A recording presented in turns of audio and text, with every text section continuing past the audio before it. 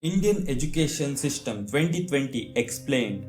The Union Cabinet has introduced a new educational policy NEP recommending sweeping reforms in school and higher education. Let's see the takeaways and their consequences for students and learning institutions. What purpose does an NEP serve? The NEP is a comprehensive framework for guiding the development of education in the country.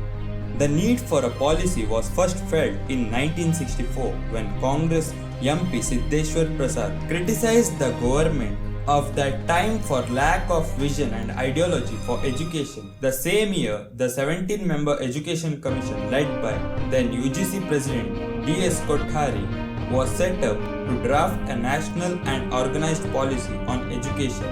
On the basis of the Commission's recommendations, Parliament adopted the first legislation in education in 1968.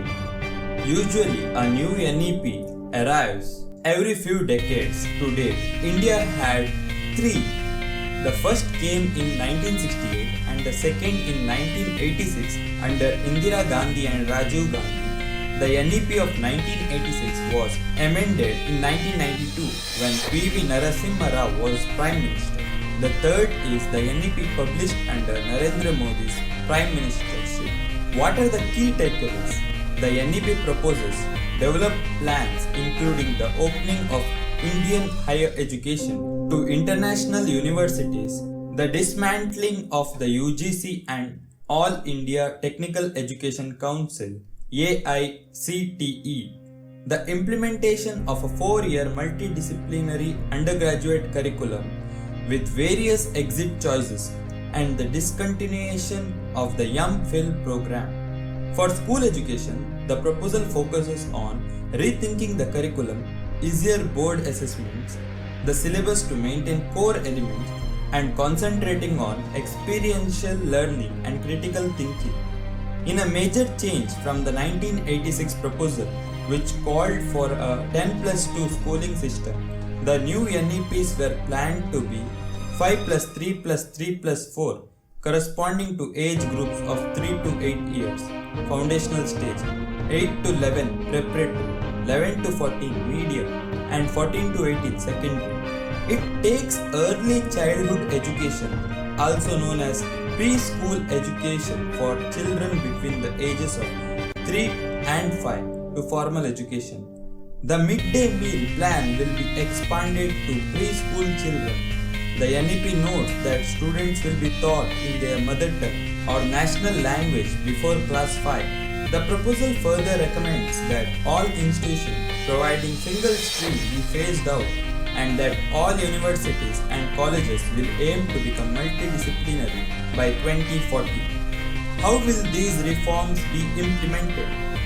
The NEP offers only a specific path and is not compulsory to obey. Because education is a joint topic, both the center and the state government can make laws on it. The proposed changes can only be enforced collaboratively by center and the states. This is not going to happen instantly. The current government has set a deadline of 2040 for the implementation of the entire program. Sufficient funding is also very crucial. The revolution of 1968 was hamstrung by a lack of funds. The government plans to set up on subject-wise committees with representatives of relevant ministries at both central and state level to establish implementation plans for each aspect of the NEP. The proposals would list the steps to be taken by a range of bodies including the HID Ministry of Education, State Departments of Education, school boards, NCERT, the Central Advisory Board of Education and the National Testing Agency, among others. Planning will be accompanied by an annual joint review of progress towards the goal set. What does the emphasis on mother tongue, regional language mean for English medium school? This emphasis is not new. Most government schools in the country are already doing this. As for private schools, they are unlikely to be forced to change their mode of instruction. The senior ministry official made it clear that the provision on the mother tongue as a medium of instruction was not mandatory for states. Education is a subject at the same time. This is why policy specifically specifies that children should be taught wherever possible in mother tongue or regional language, the officer said. What about people in transferable jobs or children of multilingual parents? The NEP does not state anything specifically about children of parents with transferable jobs, but acknowledges children living in multilingual families. Teachers should be advised to use a bilingual approach, including bilingual teaching materials for those students whose home language might be different from the instruction medium. How does the government plan to open up higher education to foreign players? The document states that universities from among the top 100 in the world should be able to set up campuses in India. Although the criteria for determining the top 100 are not elaborated, the incumbent government may use the QS World University Rankings as it depended on them in the past when selecting universities for the Institute of Eminence designation. Nonetheless, none of this will begin until HRD Ministry passes a new law that provides specifics about how international universities can work in India. It is not clear whether a new law will allow the best universities abroad to set up campuses in India. The involvement of international universities in India is currently limited to engaging in joint twinning programs, sharing faculty with collaborating institutions, and providing distance learning. About 650 international providers of education have these arrangements in India.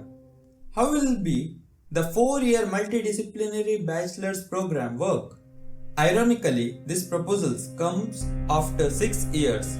Delhi University had been forced to cancel such a 4-year undergraduate program at the behest of the current government. In the 4-year system introduced in the new NEP, students will leave after 1 year with a certificate, 2 years with a diploma, and 3 years with a bachelor degree. The 4-year bachelor's program usually requires a certain amount of academic work, and the student must acquire greater knowledge of the subject on which he or she chooses to study. After 4 years, a BA student will be eligible to pursue a researcher degree directly based on how well he or she has done. Nevertheless, master degree program will continue to work as they do, after which the applicant may choose to pursue a PhD program. What impact will doing away with the MPhil program have? Chauhan said that the course of higher education would not be influenced at all. In normal courses, a student may apply for a PhD program after a master's degree. It is the method that is actually done almost all over the world. In most of the universities, including those in the United Kingdom, Oxford, Cambridge, and others, MPhils obtained a middle degree in study between a master's degree and a PhD. Most often than not, those who have reached MPhil have completed their PhD studies. MPhil degrees have gradually been phased out in favor of a simple PhD program. Will the focus on multidisciplines not dilute the character of single-stream institutions such as IITs?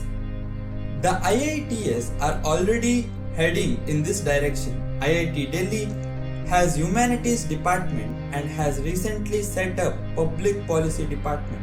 IIT Kharagpur has a medical science and technology college asking regarding multiple disciplines.